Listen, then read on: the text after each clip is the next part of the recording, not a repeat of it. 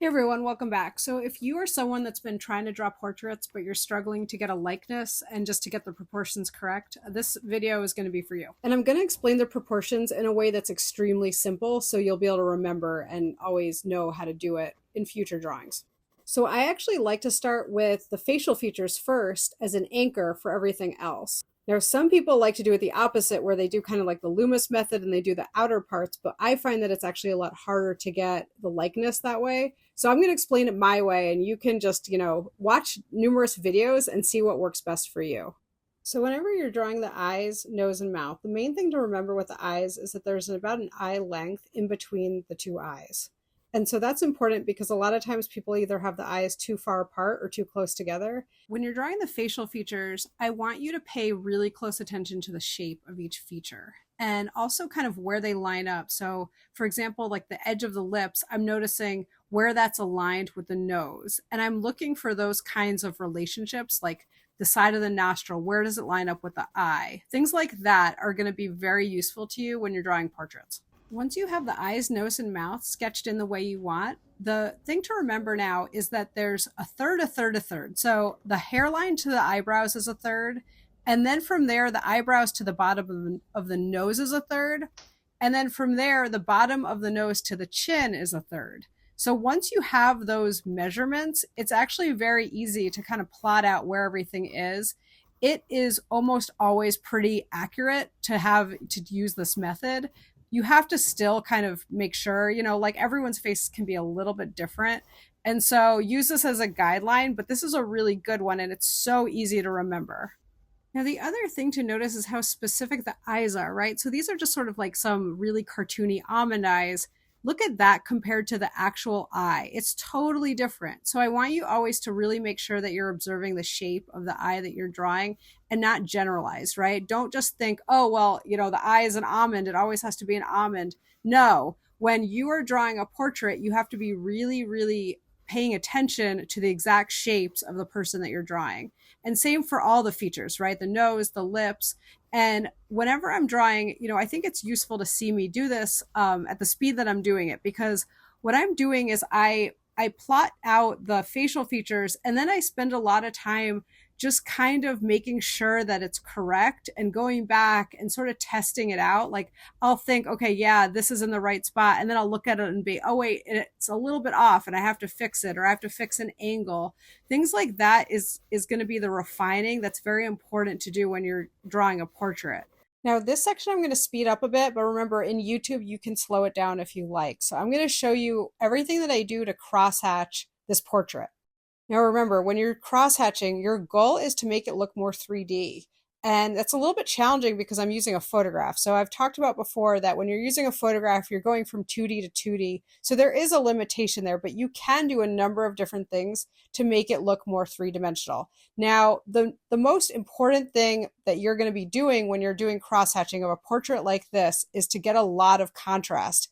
And contrast is like your best friend here because it's going to help take the drawing from being really flat and not very interesting to being much better. So what do I actually mean by contrast? When I say contrast, what I'm talking about is having a lot of variation between very, very dark and very light. And what that actually does is it makes some parts advance and other parts recede. So the parts that you keep lighter with just the page coming through, and that's going to be things like the tip of the nose, will advance. It'll look like it's coming forward. And then the areas that are a little bit darker will recede into space. And so that's so important because not only is it more visually interesting, but it's going to look a little bit more kind of alive. So whenever you start a portrait, and let's say you're working from a photograph, it's very useful to look at the photograph and look at kind of like where are the light areas, where are the midtone areas, and where are the darkest areas. And then when you're drawing, think about if you want to play that up a little bit more, right? It's your drawing. So you can, if you want, make some areas darker. You can, up the contrast. You can make those kinds of decisions that will make your drawing look more interesting.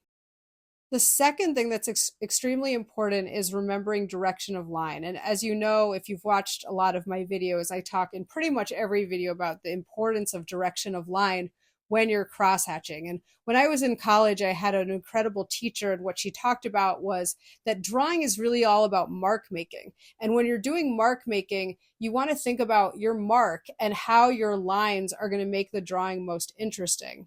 So when it comes to direction of line, one way to think about it is as if you're using lines to shape and literally sculpt the form. So a lot of times when people do cross hatching, they get it wrong because they think that you're just sort of like kind of coloring in areas.